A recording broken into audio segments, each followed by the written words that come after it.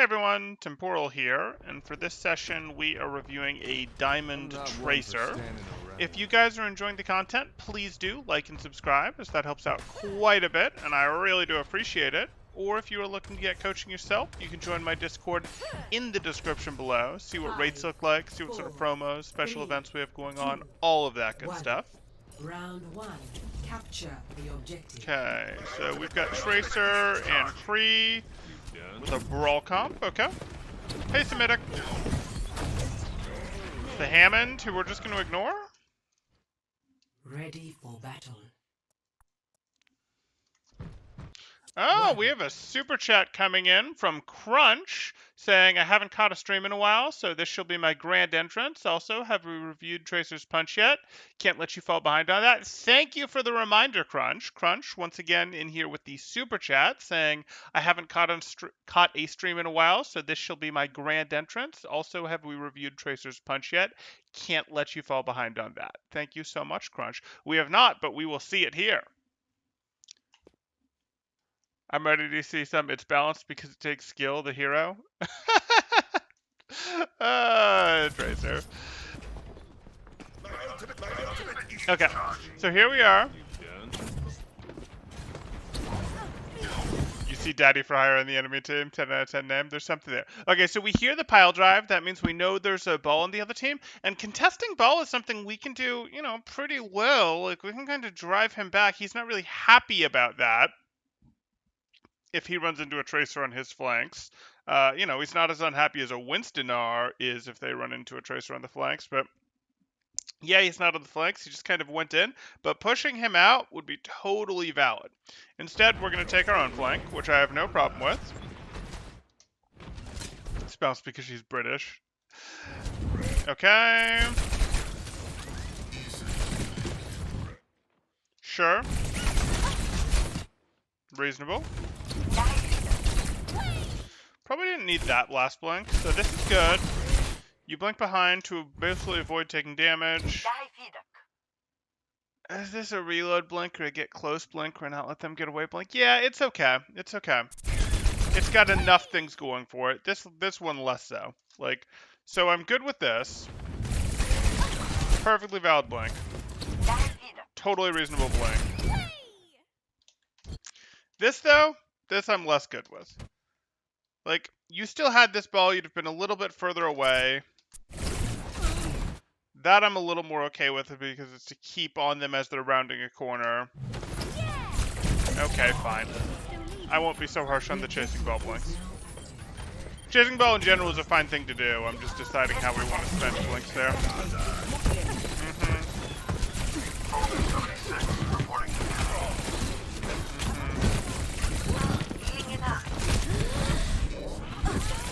Time to leave. Your team's not getting enough done.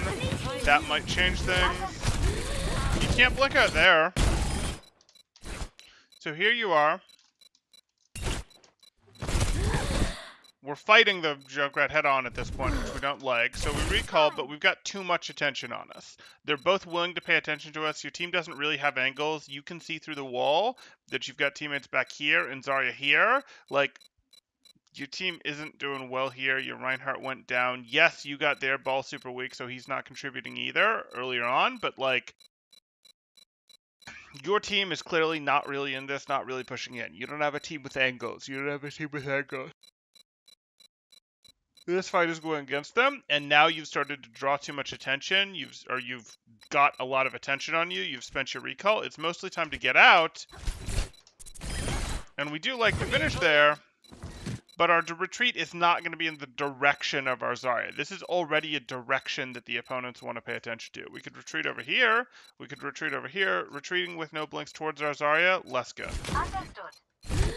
And then we change our mind and go back in. And now we're in this situation where if we want to go back in because our team is kind of close to ready again, oh wait, our team is all here except for Reinhardt, and Reinhardt will be back before their ball. Well, now that puts us in a situation where if we decide I got healed and I want to re-enter the fight, well, shoot, you're right here, the same direction as your team. Sure would be nice to be over here. Sure would be nice to be over here. Sure would be nice to have walked down, gotten this Mega come back and be re-entering the fight from here as your team was ready. Because you retreated this way, you don't really have a flank, and you have to spend time setting up a flank. But we don't really have that time. Your team is ready now.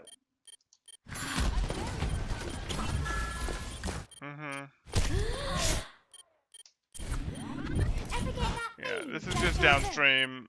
Again, you don't like this entrance, and you sort of try to force it and take damage that you didn't have to take, and then you end up just using blinks going in this way when it's like, this isn't really what we want to do either. So, not great, but that's okay.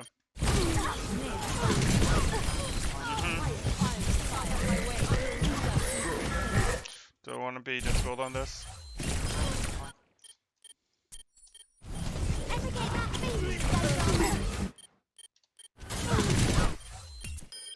Brick is eliminated at 18, and you shoot down to 0. It's like half your clip that you spent after she was eliminated.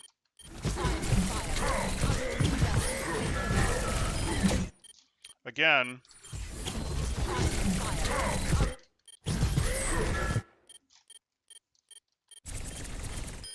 Hog is eliminated at 18.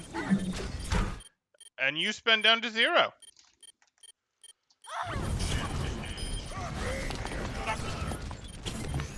Why blink? Are you worried someone's watching this door? I have zero concern. I have like zero concern that someone has their crosshair held on this door right now. You haven't previously peeked this. They didn't see you retreat into there and now expect you to go out. Like, yes, they could have seen you go in over here, but it was just Sim. She's busy with the Reinhardt. The Reinhardt was doing this. Like, there was zero reason to blink through this door. Breaking doors with a blink, perfectly appropriate as Tracer. But the reason you do it is because you're worried about that initial damage. I don't think anyone's holding a crosshair here, so I don't want to spend my blink, especially when it's my last blink. Because now I've blinked into a fight, and I've got nothing to sustain me in that fight. I would have rather walked into this fight and then had a blink, and by the time I need it, hopefully I'll have a second blink. And then I can sustain, which potentially lets me actually finish people off. British Tracer attacking Indian Symmetra, colonialism in action. Yikes! Founding of the East India Company circa 17th century, colorized and modernized, maybe even futurized with some of this weaponry.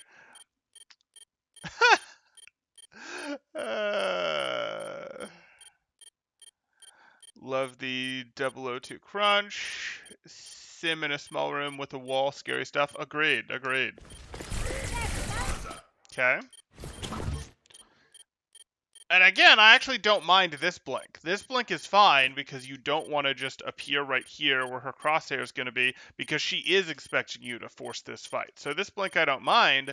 Sure would have been nice to still have a blink left though after this. You really can't finish her here and you know it because you don't have blinks left because you wasted it.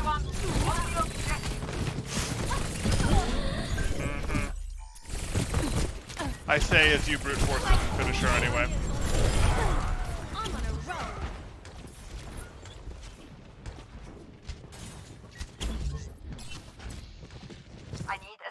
Blah says, according to your Overwatch, Team 1 will win because 76 is OP and Tracer is A tier and Sim and Junk are C and B tier. Okay. I see. Hog and Zarya are A tier, Ball and Sigma are B tier, so they tie. I see.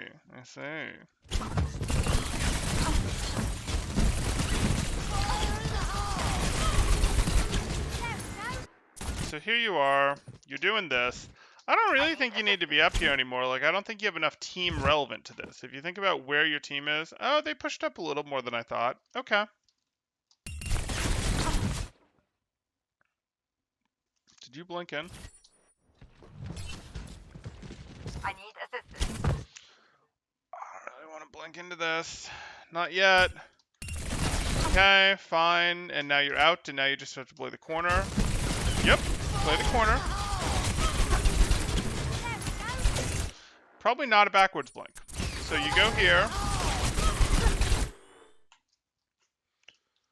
Like, you could do a diagonal blink to put yourself over here, and then you have cover to play with. That could work. But a backwards blink doesn't move you crosshair-wise. And he's actually got pretty decent range. Like, his spread is annoying, don't get me wrong, so is yours. But, like, he actually is reasonable at this range. You blinking backwards didn't, yeah, decrease the damage you take a little bit. It probably decreased the damage you do to him more if he wasn't such a big target than it decreased the damage he does to you. But like the diagonal one then gave you a wall to play around, and when you have no blinks, a wall to play around is exactly what you want. That's exactly what you want. Like, hey, I have this, I have no blinks, so I can be like pew pew pew, no no no, close the angle, pew pew pew, no no no, close the angle. Like you want something to play around.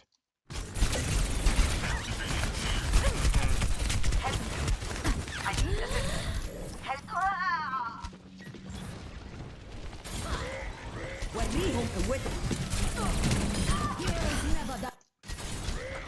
وريهم قوتك. Congratulations. Here.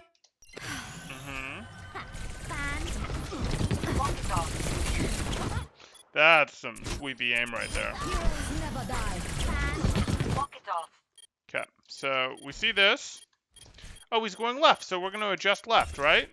Oh, he's going right, so we're going to adjust right, right? No, okay, now we know what he's doing. We know his movement pattern. So now our aim is going to just crush him, because we know exactly how far he's moving on his left and right. So his movement pattern isn't challenging. What is that? What is that?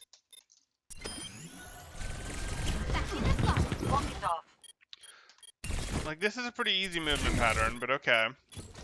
And then he jumps. He jumps. You know his movement. He jumps again. This is free. Why are we getting so little damage on him when he's jumping like that? Come on. Better. That was better. You're tracking of her. That was less good. Better.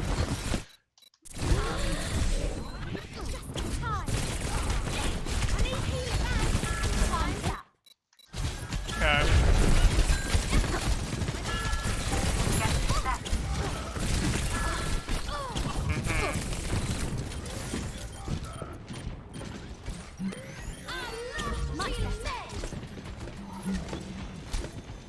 Walk, walk, walk. Just walk. It's okay. She's not paying any attention to you. She has no idea that you're here. Just keep walking, keep walking.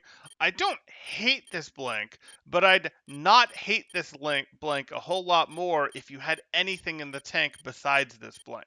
Like a blink when you're close enough that your blink puts you here where you're basically right in their face and you get the jump on them without extra time for them to have detected you is fine. I don't love double blinks for this, but one blink for this, when the blink actually puts you here, I'm generally good with. But you have no blinks because you're blinking so aggressively.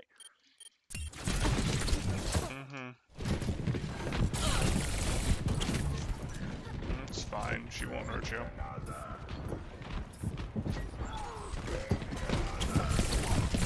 Fire at will.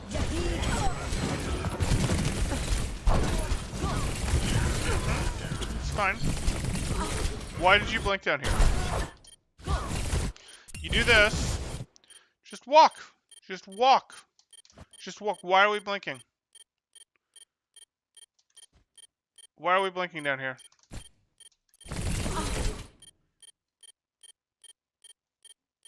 And then we leave. By the way, she doesn't have an aid. You might not know that, though you could have heard the sound effect. And then you blink back in again. Like, here you are. You blink down here when no one's looking at you, which makes noise, by the way. You leave, and then you decide no one's looking at you, and you want to blink in again. Now, this one I'm more okay with because, again, it's breaking a doorway when they're more likely to have been paying attention to you.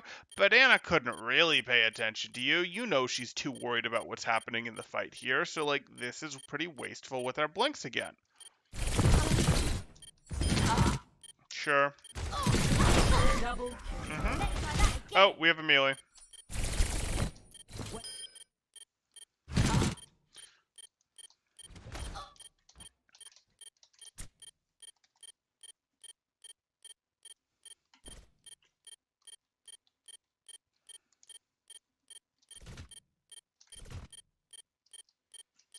It's a tough one to see.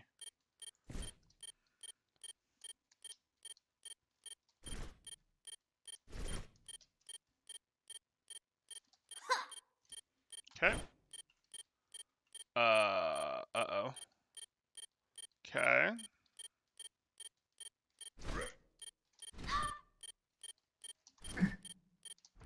I see. Hmm.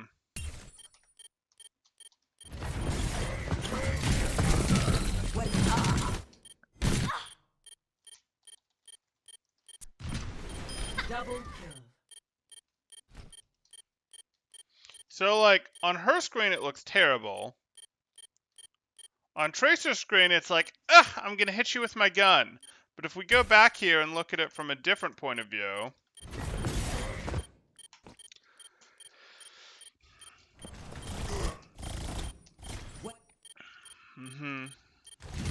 for those of you who have no idea what I'm doing, this is an ongoing series that we've done that is, or not, sort of an ongoing series. We've mixed in reviews of the technique of people's melees in terms of how effective they should actually be. How do they do? Is there actually any decent technique behind them?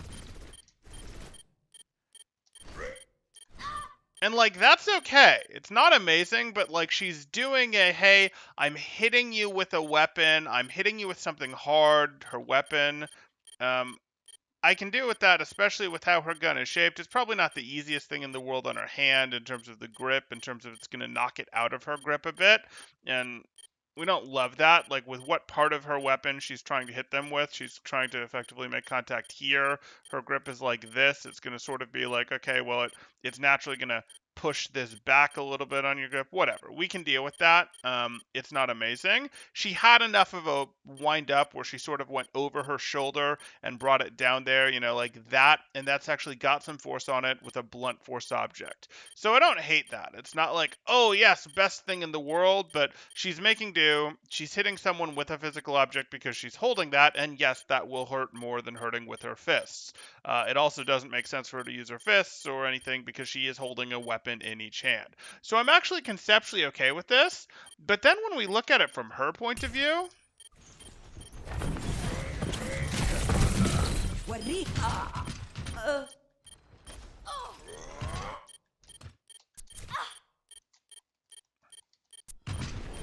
Double kill. all it looks like is she went, so her weapons are in front of her, huh? Huh. That's, like, there's nothing there. Like, again, zoomed out, sure, there's enough force to it, there's enough momentum behind it, but, like, this little, like, gun slap thing that she's doing is kind of sad and pathetic. Okay. There we go. So, I don't know. I look at this one and I'm like, I'm okay with it. I think it makes sense given her situation, given that she has both of her hands are occupied. She chooses to hit someone with her weapon, which makes more sense than using her fist. She could use her elbow, but I'm totally fine with using the weapon that's made out of a solid material instead. That doesn't really bother me. So, overall, I'm good with this from the third person standpoint. It's not the best stance or the best form in the world, but she has momentum a lot of the time. She's hitting them with a hard weapon, and she's getting a little bit of momentum by it. It's not some looping, sweeping big thing, but she's doing that. On the other hand, if you look at it from the first person, it does look pretty weak. So, I don't know. We'll call this one like a 6 or a 7 because I'm knocking it a bit from what we're seeing from the third person, and it's not like it was perfect outside of that. Okay. You guys are talking about the tier lists. Fine.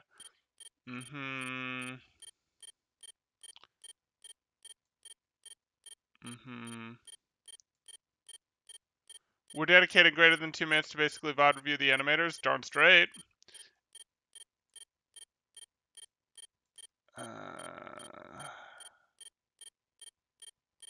Would you rather Temporal give dating advice? Nard, this is important stuff. Exactly. Crime advice? No, no. Hey, Temporal, how can I start a crime syndicate banking off the prohibition of alcohol? Banking on that happening, or going, hey, because there's a prohibition on it, you want to do alcohol? I mean, that one kind of works pretty well because it's something that people weren't ready to get rid of. It wasn't going to go away, but the laws tried to force it away, so people were willing to break the law for it. And once you create something that people are willing to break the law for, that actually creates good conditions to start a syndicate like that. So if you're going, hey, this is something that's continuing to happen, and you can get sort of a first mover bonus. You can be the first player on the field to move into it, or an early player on the field to move into it. That would, in theory, make sense. I mean, that's part of what made some of the mafia type stuff so powerful in American history. It's like, oh, you're criminalizing alcohol. Okay, well, people are going to continue to buy that, and anyways, whatever. So I mean, that could be interesting to talk about. How can Sim's two fingers do as much damage as Bastion or Orisa punching with a solid metal arm? It's a good question. Temporal, what stocks make sense to margin buy and how long do you hold them? Too broad, blah, too broad. Not gonna cover that one. Could we have a tier list for owl punch animations and how much damage they would do in real life? Yeah, that could be fun. Question, how do you chase the tracer around his mercy, such as blinking around corners? Well, you don't. Like, that's why she's not the greatest pocket target for you. You can sort of predict how she's going to move and time your Guardian Angels to when you're not going to get stuck, because you can Guardian Angel and slide past corners on her, whatever, if you have your Guardian Angel available at the right second. So, like, yes, that can be done. You can go, okay, I'm going to read how I think she's going to move, and I'm not going to get stuck. The same way you try to read how a fair is going to move, so you don't, like, get stuck on a roof that you can't then get over. It's just harder. But the real answer is you don't. Tracer isn't really a hero you intend a long-term pocket, because it puts you in too much danger to do so if you have to follow her around. Should I margin buy more spy or just buy it flat out but half as much? I wouldn't feel comfortable going super heavy margin purchasing right now, but yeah. So I would say currently half as much. I mean, I'd be worried about the margin call. The economy is recovering, but there's still signs of shakiness, etc. And if things go down, you don't want the margin call to wipe you out. Would be my view on that. Think the real problem with Tracer's melee animation in first person is the lack of follow through? Sure. First Tracer is Mercy, you want to be mid-GA when she is not reloading and stop when she reloads. Okay, so theoretically, let's say you own a company, like, I don't know, Apple, for no reason. And let's say, as Apple CEO, you want to make alcohol legal in the US. How do I do this? Oh, that's easy. If you want to make it... Let me come back to that. The ticking, I've made you guys suffer through enough ticking here. I'll come back to that one, Crunch. Maybe between rounds, maybe at the end of the VOD.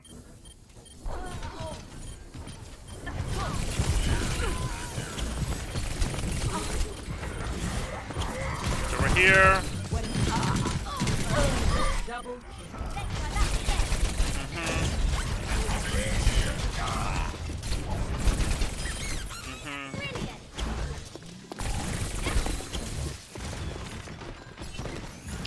I mean, it is! Much obliged. My ultimate's ready. Okay, we're taking our angle. So we've positioned on our off angle. And you're doing this as like a full team fight cancel pulse bomb, but like you guys didn't win the first team fight. You don't need to do this. Like, this is the sort of thing where you go, yeah, I've really got the jump on them. I'm going to cancel a team fight by getting the pulse bomb before anything can happen.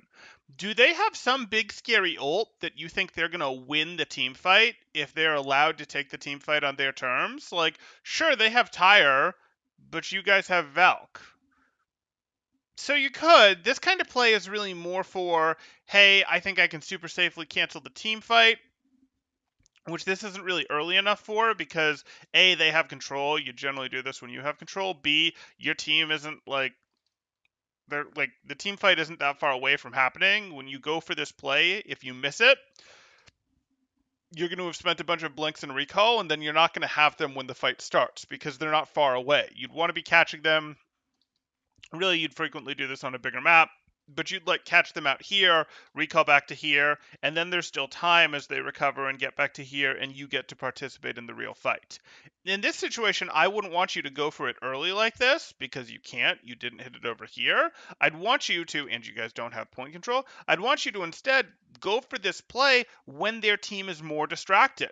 Like this play, you can either do out here, where if you mess up, the cost is lower because as long as you don't get eliminated messing up, you still get out with your recall, go do this, and then you have resources again when the teams are actually fighting. Or you make this play in the first place when the teams are actually fighting, which increases your odds of success because they're more distracted and they're less likely to be able to peel your play, shut you down, etc. This is kind of splitting the difference, which is the worst of both worlds. Heroes never die. Take that. Ooh, you do not like fighting Sim in here. It's twice she's hit you with those.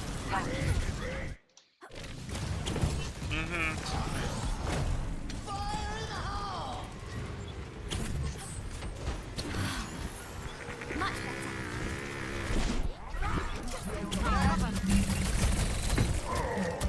Okay.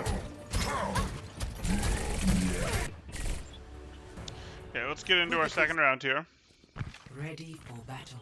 There's a new YouTube channel called New Frame Plus that talks about animation in video games.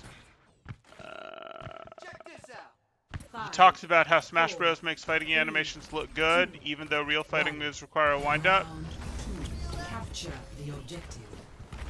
But animations need to be reactive. On the channel, he said that the follow-through and exaggeration are a big part of how you make reactive animations look natural. Yeah, I could see that.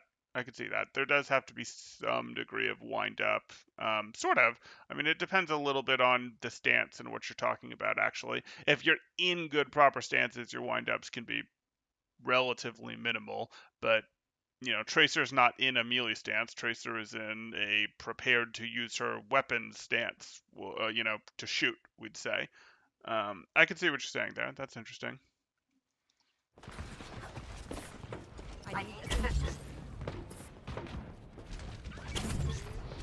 Yeah, it looks pretty sad. Luck fall through with the first person melee animation for Tracer.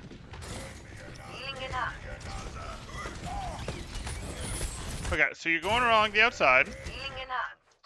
You chose to go along this outside, which is okay, don't get me wrong, except that it's very, very likely that the fight's going to go over here and happen over here. So this is a pretty big loop that you're taking. I don't hate it, but it's a pretty big loop that you're taking. When, hey, would you have been able to just take this loop and accomplish the same thing faster?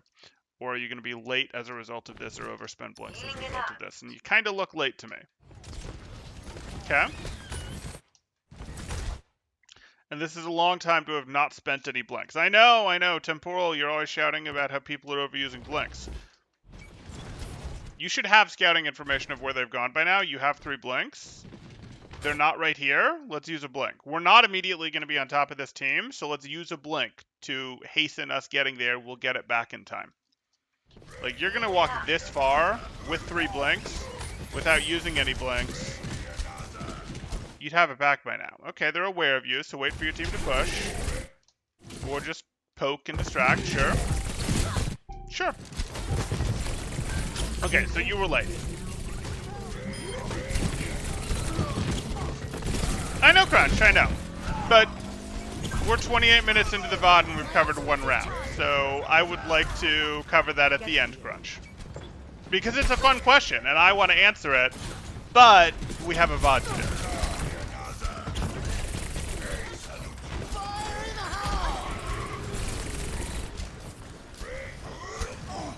It's not like a 5-second answer either. Yes.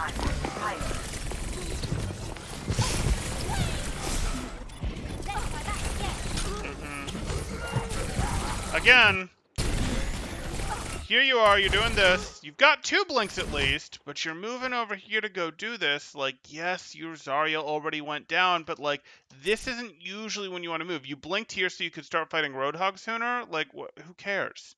Who cares? I know what you really want is the Sim over there, but apparently you didn't really want her because you spent all of your ammo on the Roadhog. So like, if this is what you were doing, why did you blink across? Why did you blink across in the first place? You don't want to be spending your blinks when enemies can't see you. Blinking from here to here, when the fight is happening here, is like, I'm back in the fight faster. I'd actually rather you can stay in the fight longer than get into the fight faster. I know, I just told you about how you should have gone to this fight faster, but that wouldn't have cost you blinks. getting from here to here does cost you blinks, and it keeps you out of the fight for less time, which has some value, but it's more important as delicate 150 HP Tracer to be able to stay in the fight longer with blink dodges than it is to get back in faster most of the time. If there's a coordinated dive, that's different.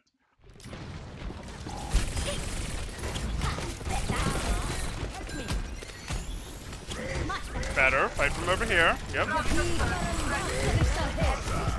Why? Okay. You don't really want to get hit by whip shot, but double right back. Double right back. I'm more interested in pushing the side of them over here. Okay, whatever. We'll deal. We'll deal. Why are we shooting a sim wall?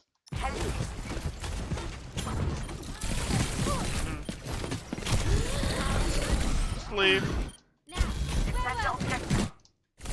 You're not doing this with the sim wall here. Do you hear that?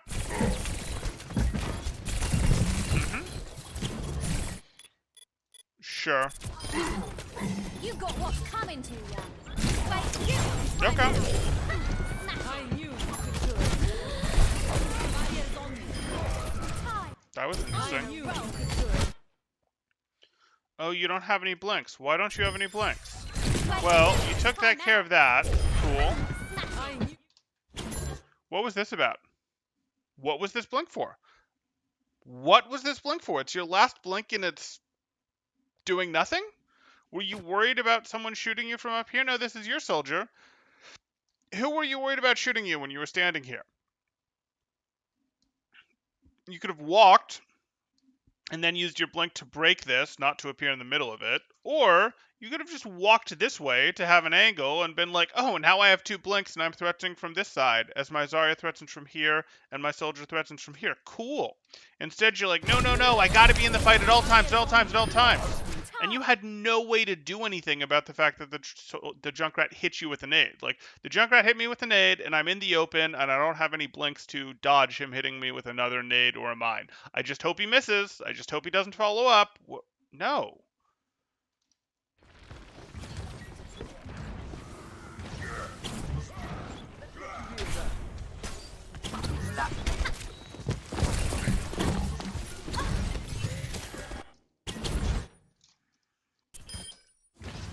So this is a tech. It's real. I don't hate this. I'm good with this, except a couple problems. Mostly, the main problem is that you got your recall timing wrong. You can't do this when you don't have recall. Like, the point of this is a skydive, and it's a cool skydive, and sometimes you'll just surprise them and get an elimination, or maybe you'll come in with a pulse bomb or whatever you want here. But you have to have recall for this. It's mandatory.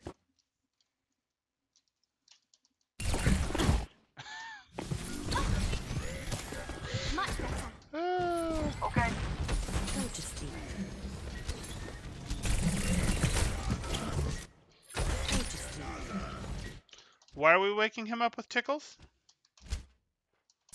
Just to get the ult charge. Okay. What? I mean, he's Roadhog, yeah, but unsurprisingly, he went back and joined his team. Like, you could have pretended to go this way and then doubled right back and been threatening the side of this again. You much prefer that this team splits the attention and thinks about you over here and your Zarya in front, rather than you and your Zarya both in front. Okay. Sure, we'd have liked to get a little closer before this blink, but sure. Yeah. And that's why, because it just takes a little too long to eliminate him at that distance. Sure. Cool.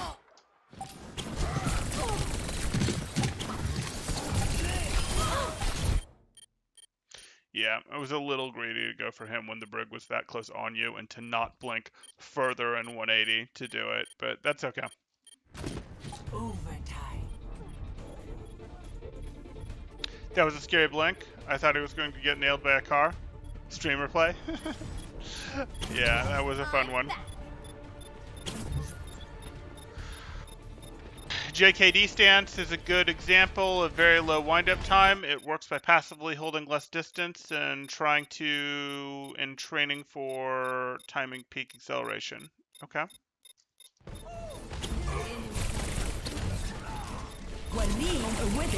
She doesn't know you're here. She doesn't know you're here. She doesn't know you're here. She doesn't know you're here. She doesn't know you're here, and you're going to miss the first half of your clip, and you're going to shoot at her outside your first range interval where your spread is hurting you? Like, no. No. You get to, like, here, and then you start shooting. You get to, like, here, and then you start shooting. Or, you get to, like, here, and then you blink, and you start shooting. And she's surprised that you're right on top of her doing damage. Mm-hmm. Who's ready to take some punishment?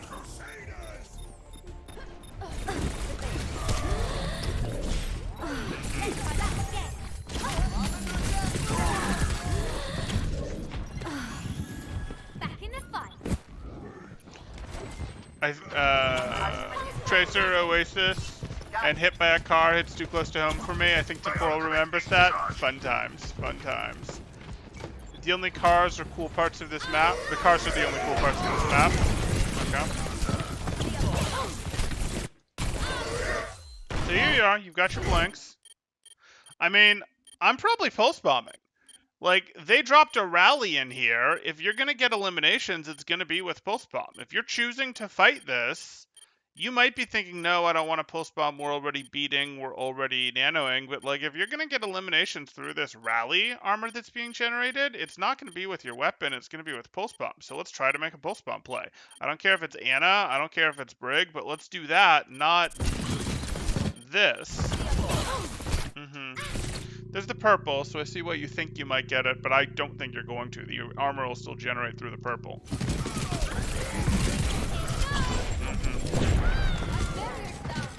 Don't do that. Don't do that.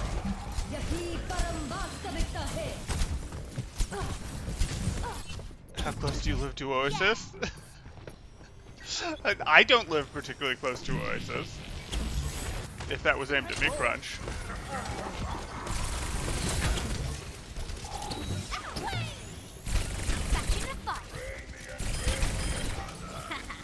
Speed kills.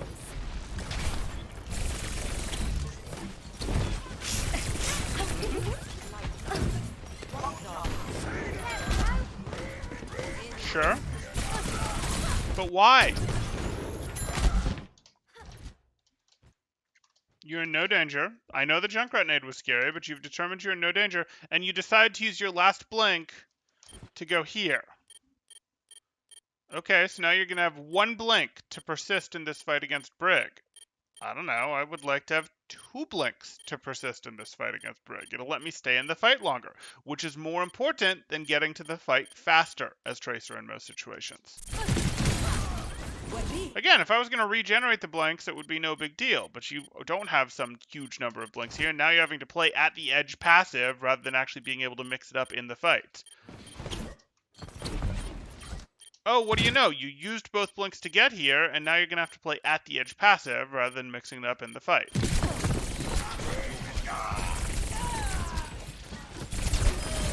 I don't think this teleporter was that relevant. Like, do I want the teleporter, or do I want to try and put some pressure on these guys? I guess you can go for the teleporter.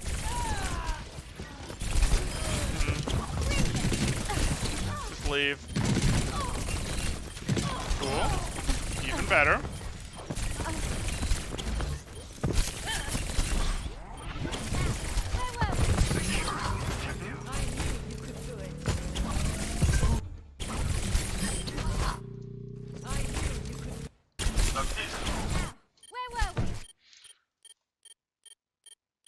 Yeah, okay.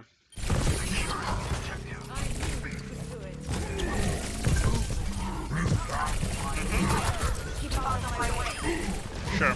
I'm on fire.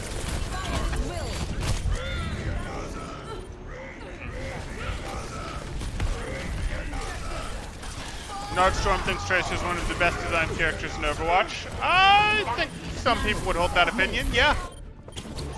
I'm back. I don't think that's a wild take.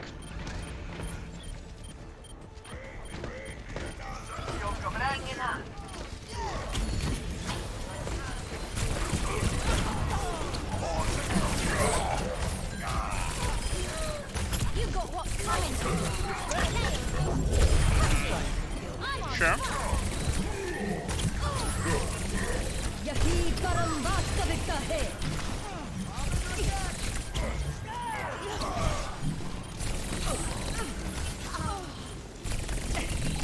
Sure. You have to take Moira. Okay. This is gonna be a problem.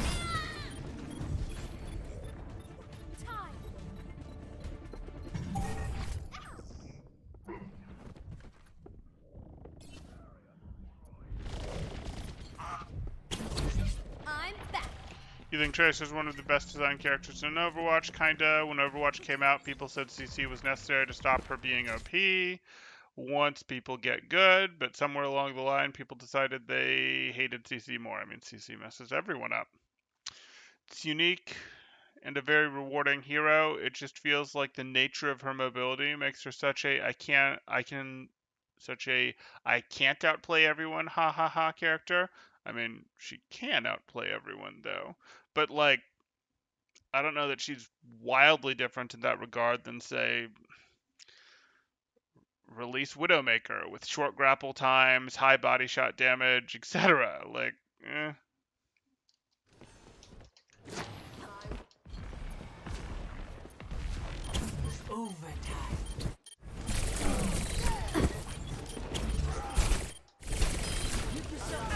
that. Okay. Lucia's got it. Don't get caught. Good. Did you need that? Take that. 12 shots. Reload. Okay.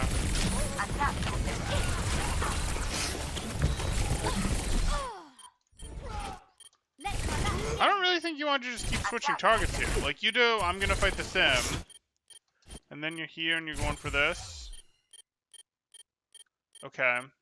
I'd have probably said these guys weren't paying attention to you, so when you blinked here, continue fighting sim. But that's okay. You do more damage to these guys based on the distance. Let's go back.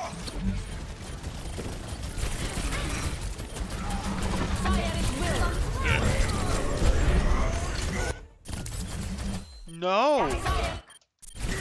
Bombs away. Hug didn't hit you. You just... Oh, that's so sad.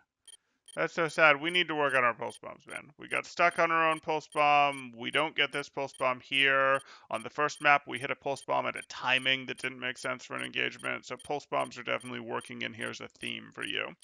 Okay. And I know there was added pressure on you if you were afraid the hog was going to turn and whole hog and mess everything up. But he didn't. His whole hog didn't mess everything up. You just didn't get that in there.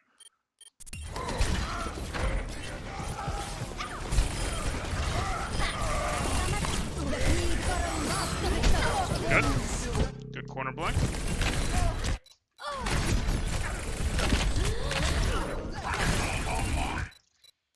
Okay. That hurt. That was a great reaction. It did hurt. It did hurt. And I did not get to see my own reaction. I think I remember what I did, but I'm glad you enjoyed it. I felt pain. Disappointment, pain, take your pick. Ball doesn't touch in time. Okay. And let's get into the third map here. Ready for battle.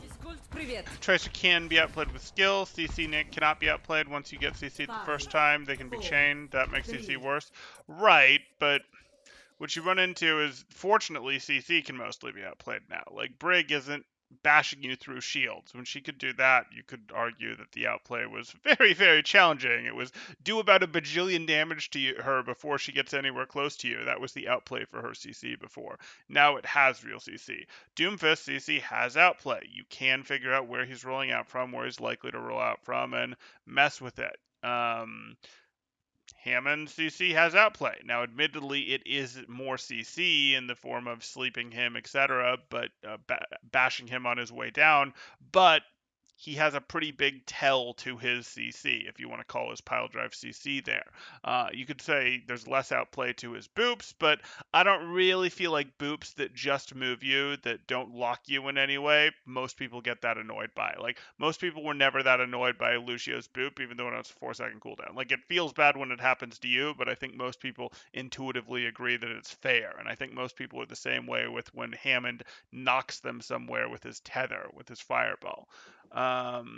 Sombra's CC has counterplay. It does. It's annoying, but it has it.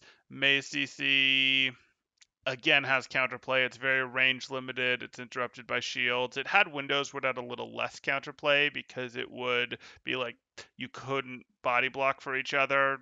Max cleave, but even with that, it has counterplay. So I don't know. The CC has counterplay in this game. Junkrat Trap, literally don't step in it. It shows up on your screen. Yeah.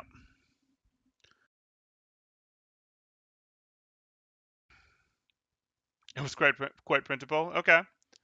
You left Brick Release so funny. Funny, huh? Tracer can be outskilled. But the thing is, Tracer has a ton more room to be outplaying the people trying to outplay her.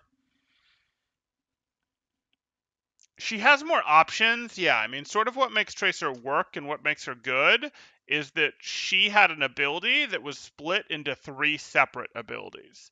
Like, she was the original, no, I have 2 abilities. Do I, though? Do I have 2 abilities? Because this is 3 different abilities on split cooldowns. We didn't used to live in an era of Junkrat has multiple minds and D.Va can toggle her DM on and off. It used to be most everyone's ability was pretty, if you use your ability, you commit to using your ability. That she split her ability in 3, so it wasn't gave her a ton of outplay potential, because like you use a blink to get in close to threaten someone to get one of their abilities out, like a flash, like a Junkrat mine, whatever, and then you use another blink to reposition whatever, etc. And you're sort of on this, hey, she can use a portion of her one ability to get out other people's ability, or to do things that you do even if it's not direct ability trades, like health trades, like getting people to move, like scaring people, threatening people. She can do that with a third of her ability rather than spending her ability. Abilities being usable in portions like that mostly wasn't a thing in the original Overwatch, and she was the exception.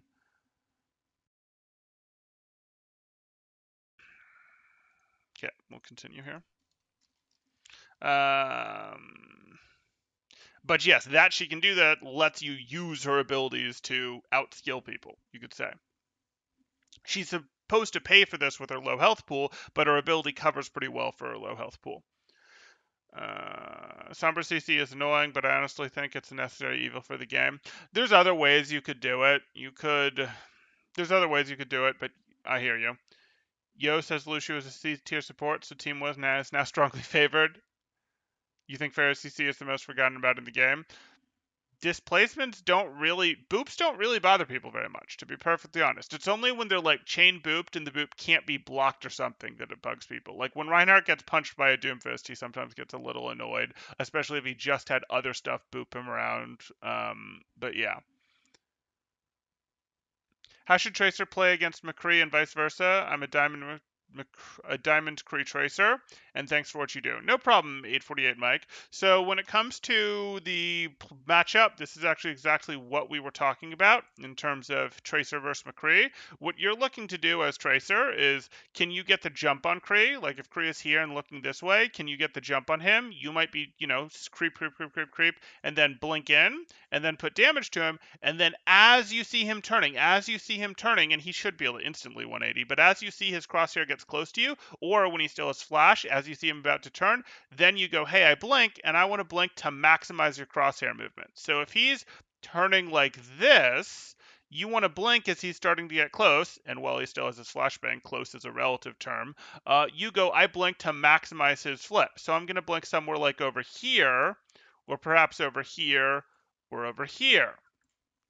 so that he has to do the most crosshair adjustment again to continue to get you. And hopefully you got the flash here. But if you didn't, you still got some damage into him. Now you've used your second blink and you're here, and you're doing decent damage to him. Not as good, but decent damage to him. And now he's going to have to adjust again. He's going to have to flip again to find you. And now you blink somewhere else. And where are you going to blink? Well, it could be, hey, I'm going to blink over here. It could be, hey, I'm going to blink over here.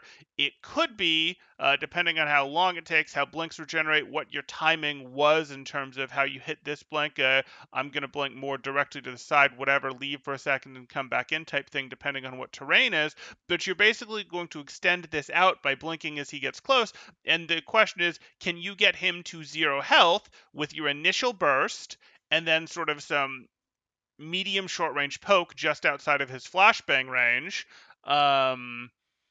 never actually letting him hit you with a shot. And if he hits you with a shot, that's not a big deal, but if he hits you with 2, you can be eliminated. So, like, that's what you're looking at. Whereas Mccree, your job is to keep reacting fast enough and keep forcing those blinks as quickly as possible and not to get your flash force. Because if you waste your flash here and he blinks out here, she'll then just blink right in and finish you because she knows she can. Yeah, that's kind of how that works. I can get more into it, but basically it's a tracer. It becomes a war of attrition between the two, where Kree is trying to Kree is trying to hurt her, don't get me wrong, but Kree really accepts that she's trying to force her blinks as rapidly as possible by acquiring her as a target as quickly as possible, whereas Tracer is trying to race Mccree's health down without getting herself flashed and without getting herself actually shot before she's out of blinks. Because once Kree's health gets low enough, he'll just panic flash or he'll get eliminated. Okay, here we go. Back to this. 1. Round 3. Capture the objective. You reduce your sends to 800 and 4.6 sends with Tracer. I'm tracking pretty good, but I'm struggling to get these 180 flips and such because my sense doesn't get where I want it. Well, as long as there's room on your mouse pad to do a 180 spin, that's okay. You just have to get used to how much movement that takes of your arm because you're not used to it yet. So we're pushing up here.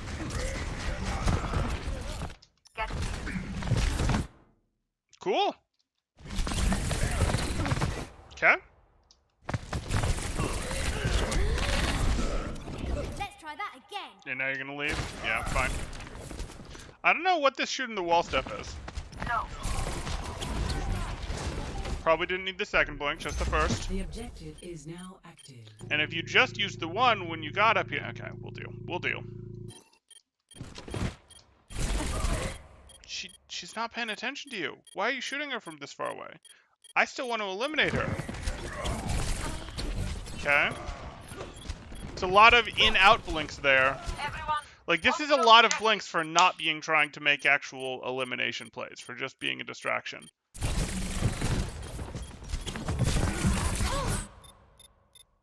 I mean, yeah. You do this. On the objective. And this is greed. You going after the Ana here is sort of greed because, like, you going after the Ana rather than the Hanzo, you're going to put yourself right in the Hanzo sightline and the Hog sightline, but right in the Hanzo sightline to go after the Ana? Like, even if the Hog hadn't got you, think about what you're doing. You're running right through Hanzo's sightline to get on Ana, and Hanzo knew you were here. You'd bothered him earlier. He had a sonic arrow up. You were walking through his sightline to get on the Ana. Like, no. No. This is why we don't attack people in the middle of the core if we can avoid it. We attack people on the outside of the core. Objective. Knocking down the objective. I need assistance. Sure. Everyone. And now walk. On the objective. You can blink once. Good. Interesting target choice. And you just believed there. You're like, I'm gonna get you. You're out of ammo. His crosshair is right on you. Where's your blink? Where's your blink? Where is your blink? What are you doing? What are you doing? Please someone explain to me what you're doing. That is a hog that is staring right at you.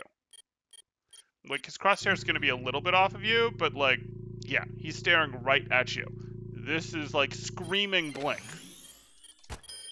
And you're reloading, and another reason to blink. Like, not another reason by itself, but even more reason to blink. Bad target priority on this fight? Yeah, the target priority in this fight was garbage.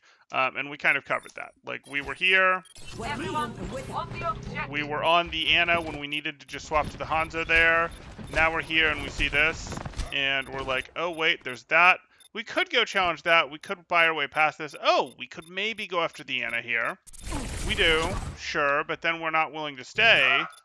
Then we see the Hog, and we probably don't know how weak this Hog is, so we probably would have usually gone after the Junkrat, because, hey, the Junkrat closes the angle, we can just melt him real quick, whatever. But I'm not too worried about that. I'm okay with us doing this if we know that he's missing health. But then we don't play.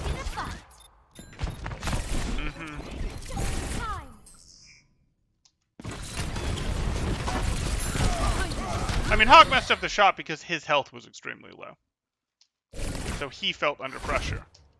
I totally understand how the Hog messed up the shot. I don't have any real complaints about the Hog messing up the shot, but that doesn't mean that that I'm not going to be hard on the Tracer to play better, because you don't just count on people to miss shots. You're early. Got you good at you.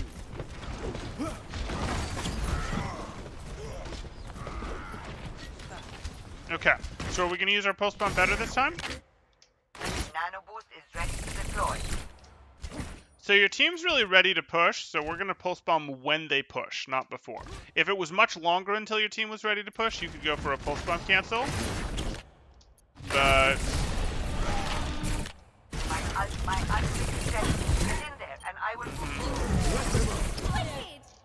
I mean, once he's whole hogging like that, or once he's taking a breather like that, I get it, you don't want to pulse bomb him because you see how weak he is. Now I'm pretty comfortable pulse bombing him. Like, I'm not going to take him down through that. It's going to be a pain, and it's going to be a royal pain to take him down through this. And sure enough, you don't. So, like, was there any threat to you over here? Not really. This was pretty pulse bombable. He'd have walked it right into his Reinhardt. Might he have still lived? Yeah, he might have. But, like, okay, that's so be it. You just pulse bomb it late so that he's pulse bombed while he's doing take a breather. And then, oh, what do you know? He's stuck. He can't get rid of the pulse bomb or anything, and he doesn't have the damage reduction. But no big. You're going to go for the combo instead. Fine.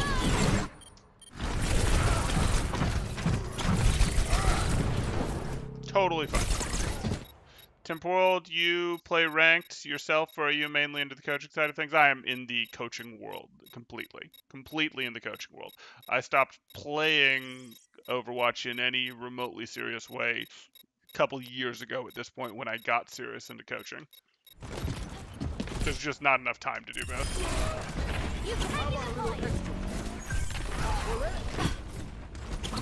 Nice. Good stuff.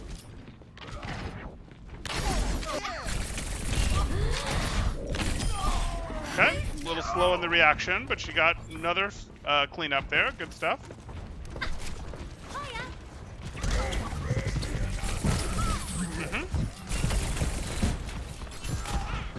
Okay, circle around the outside. Good.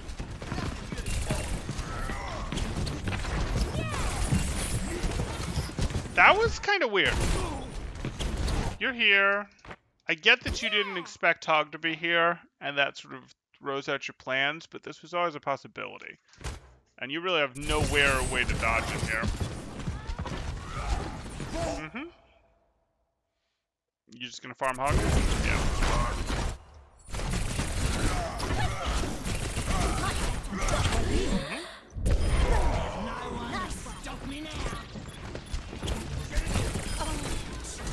walk it off.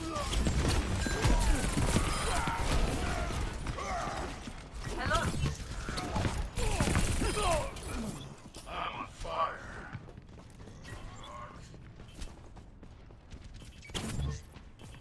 It's a good question, Semitic, what the Reinhardt was doing. It's a good question. Much better. That's why Reinhardts don't go try to shoot things out of the back line. They're not very good at it. Okay. reasonable decision.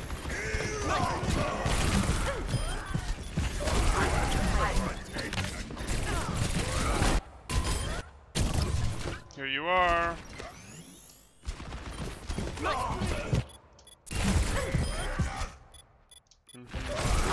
Fire.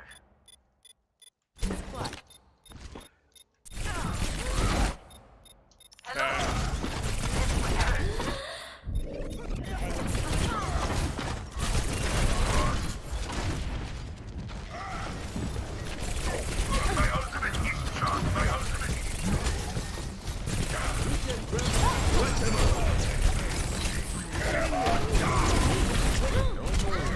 Yeah.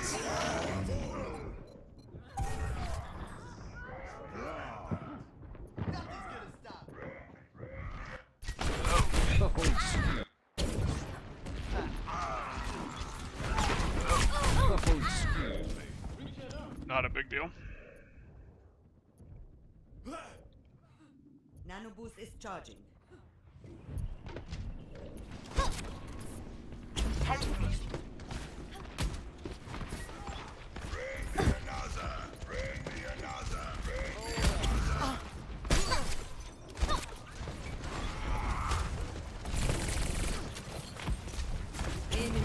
at will.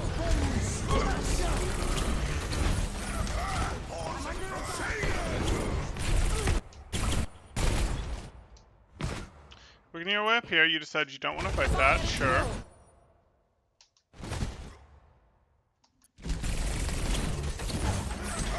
And you're gonna try to take control of this instead.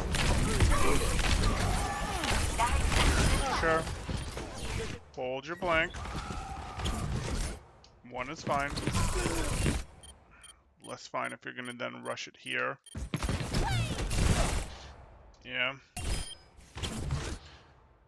So this is fine if you're gonna continue the circle, but like it's pretty lost. You probably don't go in here. Oh well. Let's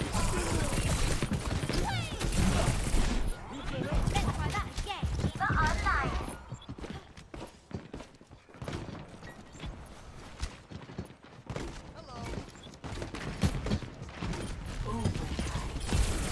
My ultimate is coming at you.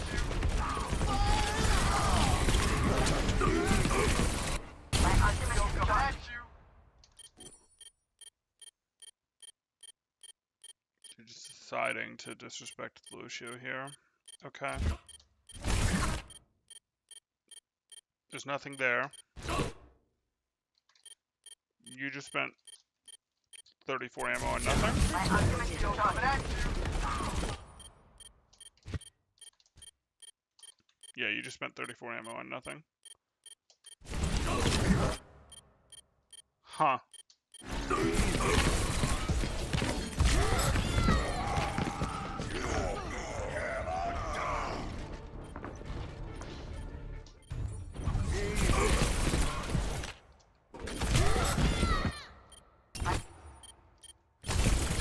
You do that. You go through here. You don't want the Lucio because you really want to make sure that Anna goes down. Anna does go down, but you don't see it. You're shooting your baby diva. Then you blink over here, and then a second blink back, but then you're immediately back in the fight without cover available. There's your cover.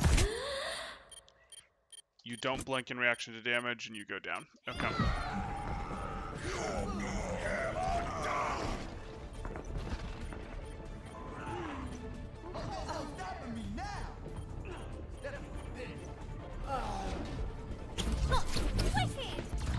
Okay.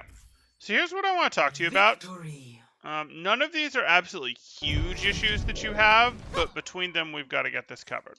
So what we want to do, just find a slightly more interesting screen. Cool. What we want to do is we want to understand that I'm going to talk about trigger discipline. Like, it was particularly annoying in the first round or so. We saw a little bit of it then again there, but like you do need to be faster on letting go of the trigger when your job is done. Like you spend extra ammo, like the target's eliminated and then you spend 20 ammo and then you spend 30 ammo.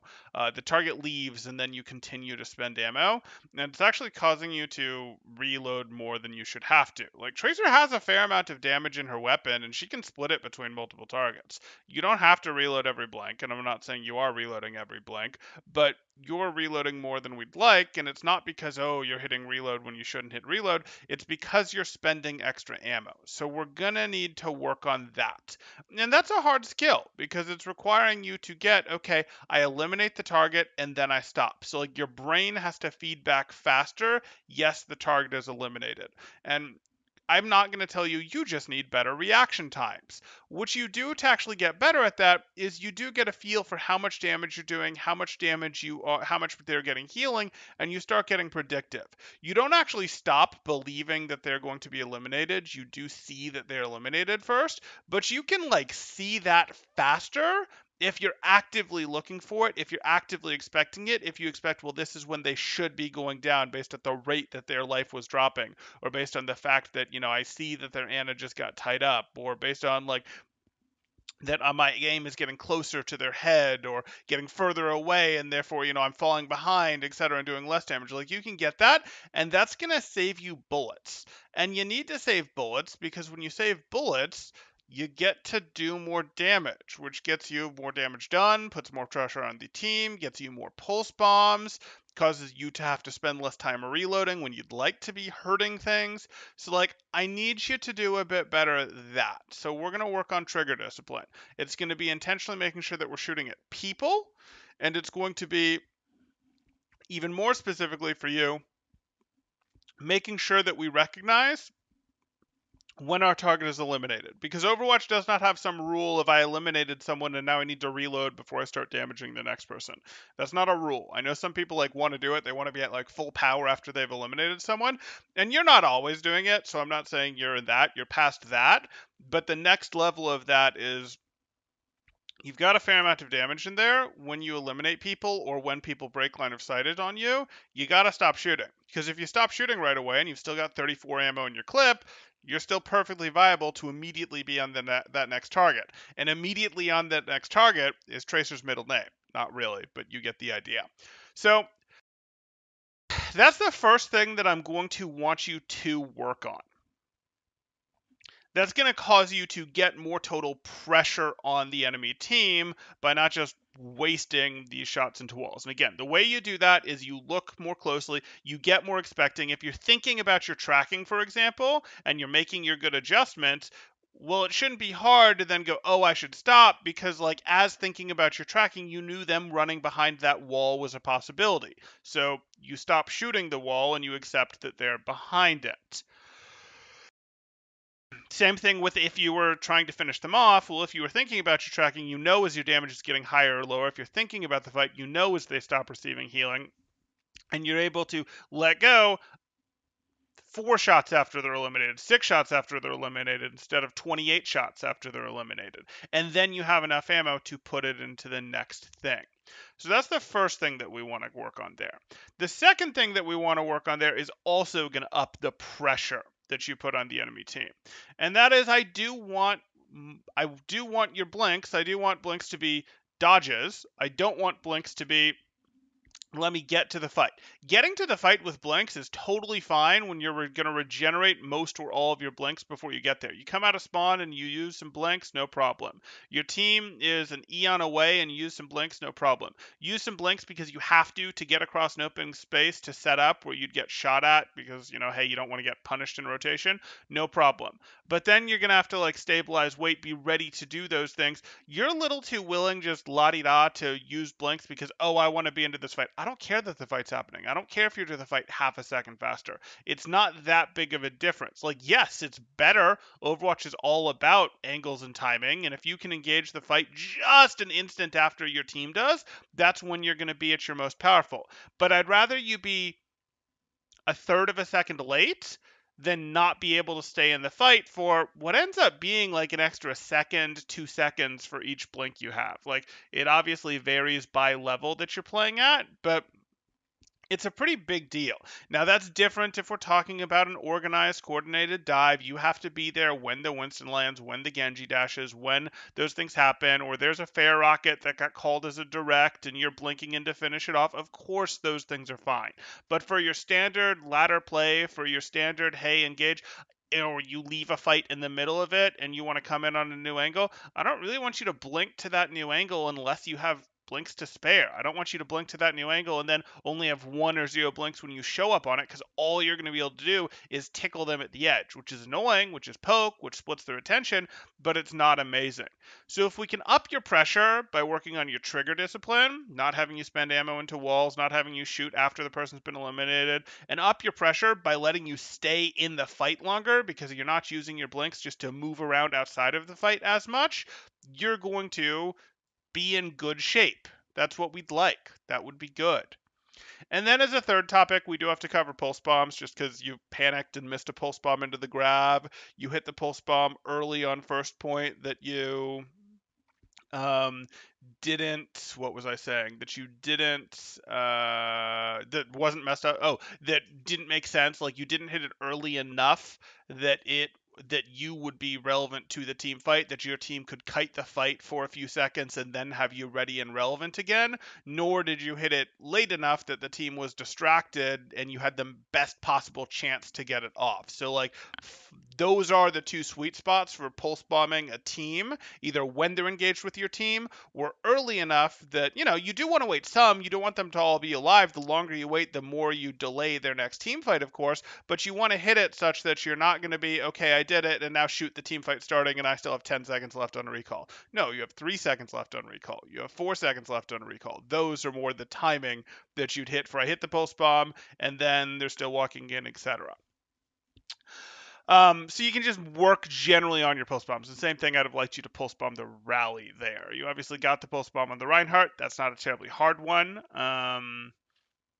And then you had that. So when it comes to pulse bombs, there are specific things you can do to work on them. You can drill pulse bombs. I recommend tracers drill pulse bombs specifically so that they've got the throw pulse bomb blink stick tech, which is, less of actually throwing it and more of you literally would go, hey, you're standing at the appropriate pulse bomb distance and you start your pulse bomb, blink into melee range on him so that you actually finish it and automatically stick it on him type thing. Like, I do recommend tracers actually spend the time practicing that. It's useful. It's better than throwing it on walls next to people. I like it. It's something that you could do to specifically work on your pulse bombs. But really, our pulse bomb issues were decision and timing problems, not mechanic problems.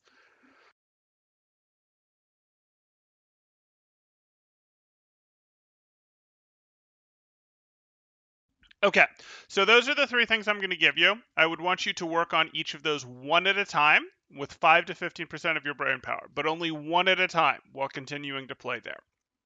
If you go do pulse bomb drills, that's different, but you can go do pulse bomb drills, instead of playing comp matches, and that's okay. You're working on it while you're working on it, and then you don't really have to think about it the rest of the time. But those other two, one at a time, and really your pulse bombs was more decision-making thing with pulse bombs than it was a mechanics thing, though decision making gets easier with better mechanics. So work your way through those. 5 to 15% of your brain power. You might focus on something with you might work on it for 5 games, you might work on it for 15 games, you might work on it for 30 games, 50 games. It really depends on the person for how quickly you can stick that into your autopilot there.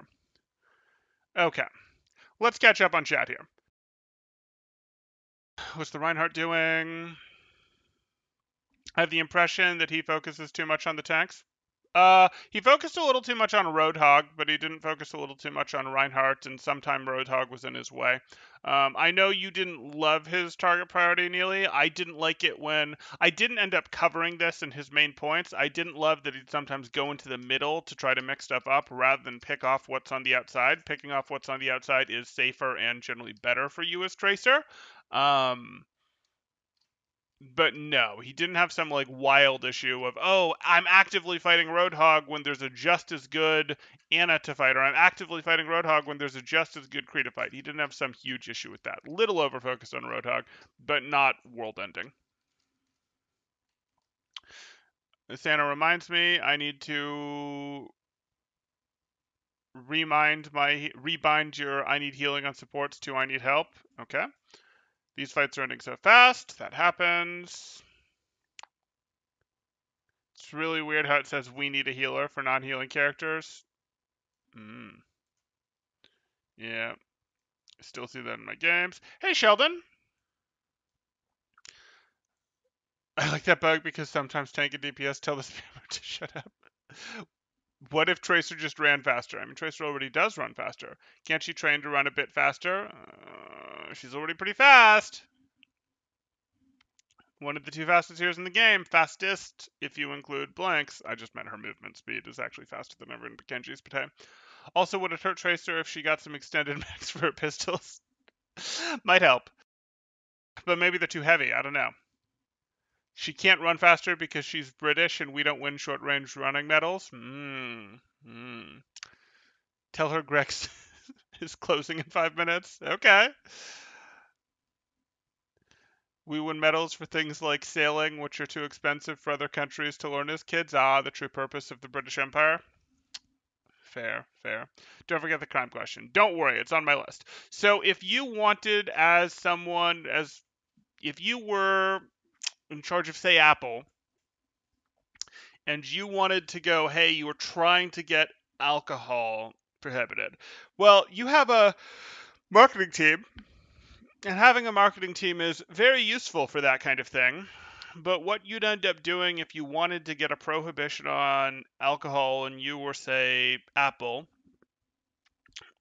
you'd probably want to you'd use two things. You'd use your lobbying power, and you'd use your lobbying power specifically to go, okay, how are we going to get this done? We have lobbying power. We have people that we pay to do this thing as a large company. So which elected representatives do we own? And that is the right word, but which elected representatives do we have influence over? Do we have the ability to, assuming it's not absolutely going to destroy them, we can get them to do what we want, etc. But they're still going to struggle. They're still not going to do it from just that. So you do, hey, we've got the lobbying angle on this. And then you also go, so we can do the standard lobbying stuff because this is a multi-pronged approach. The lobbying stuff, go talk to your representatives. That's what you have lobbyists for, etc. And you get them to sell them on why it's a good thing, why they should do this. It's not just, hey, we gave you money, so you have to do this. That's, kind of part of it. But there is actually your lobbyists spend time figuring out what arguments to make to these representatives, etc. And you do have lobbyists. What you also get to go do is you go, hey, what special interest groups would support this view? Who can we go talk to that would come in support of this? Well, can we go find MAD, Mothers Against Drunk Driving? Can we go find, okay, well, that's something, so maybe we can go get them, maybe we can go partner with them, give them a little more access to, maybe we can provide them resources to let them campaign better, to let them do marketing, etc. Because as they get big, this isn't us, this looks like a legit group doing something, etc. That gets a little more weight as they run with that. Maybe that can help change the public consciousness, which puts a little more pressure on your representative. I'll put rep here. So your lobbyist talks to the rep, makes good arguments to the rep, as well as reminding them that, you donated to their campaign. You go to special interest groups, you help prop up the special interest groups who have more legitimacy than you. So I just used Matt as an example, but there's other special interests that you could use. You could go, hey, let's do this maybe through religious organizations that are opposed to drinking. Let's maybe do this through student type thing, like, hey, there's too many things that are happening, like underage kids are getting drinks, etc. So maybe some like university type thing or some watch group for that or something like that. You could find things like this. There will be special interest groups here if you look for them that would hold a similar view to you. You could go for, hey, maybe it's a domestic abuse thing of, oh, hey, you're going to use a domestic abuse group that is effectively going like, no, no, no, we don't like drinking. We want drinking outlawed because it happens more when people are drunk. Would be an argument that they would make, etc. So you get these sorts of things to go, okay, we will make more noise than usual. We will be funneled some money to make some more noise than usual, perhaps, or we'll perhaps be given a platform by this large company that you're running to make more noise than usual. And then it doesn't just look like you and your lobbyists are pushing this. There's a little more pressure on the rep, there's a little more cover on the representatives to actually potentially make these changes as well. And that's how you'd go about it, Crunch. I mean, you go do these things. And then you yourself can stir up an ad campaign if you want, and you obviously put it through a different sort of corp. You funnel it through a different thing so that you don't have to release that it's you doing it, so that it's less obvious unless someone really looks hard and talk about, the dangers of drinking and this and that, etc. Like, that's what you do. And then from there, I think you would want to figure out, okay, now how do you profit off of it being prohibited? Because it's an activity that, as we've proven in the US, even when it's prohibited, people have a strong desire to do it, and to the level of at least historically being willing to do it anyways, and that makes it very profitable because it creates a black market. And once you create a black market, we'll have to have anyway. We can get into that.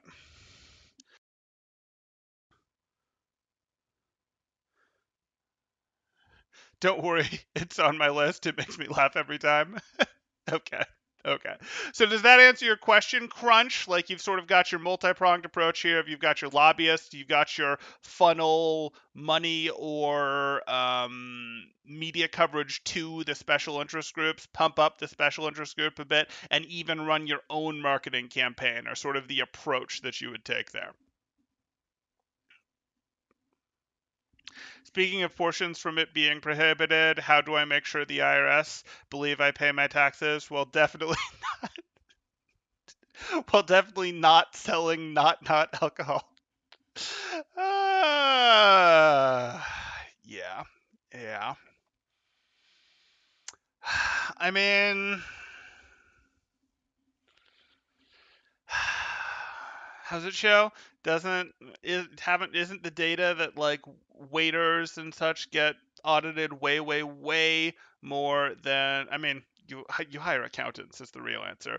You hire accountants, you do pay taxes on it, but you find ways to pay taxes on it if you want to go this route. You find ways to pay taxes on it that, how do I say,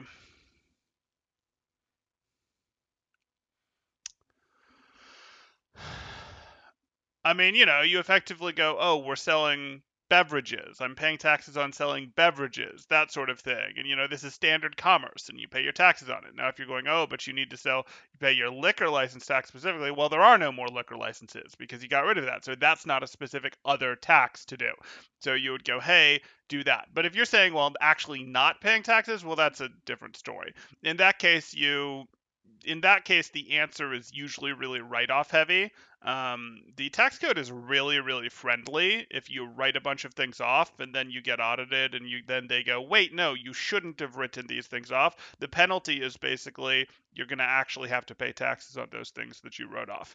If you just don't pay taxes, however, you get in a lot of trouble. So sort of the solution that you're looking for is you go lots and lots of there were lots and lots of business expenses. Like, no, this was an expense. This is a write-off. Like, we had to do this for, this sort of reason or this sort of reason or whatever. And that sort of got there. So you do it with lots of write-offs, and then I'd say, hope you don't get audited, but you also make your taxes complicated enough that they don't want to audit you because it costs them effort, and they do have limited amounts of effort to go audit you. That's part of why some of the wealthiest people don't get audited, even though their taxes are super complicated and there's potentially more money to find there than more W-2 earners or tip earners, etc.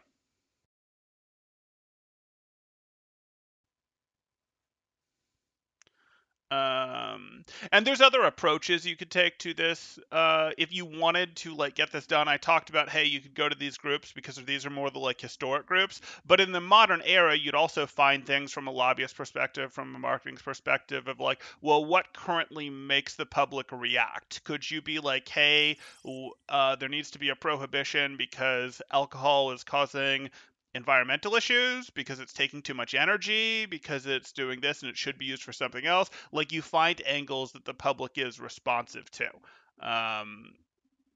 And, maybe that's domestic violence, maybe that's environmental stuff, maybe it's a combination, and then you've also loaded your lobbyist up with these reasons.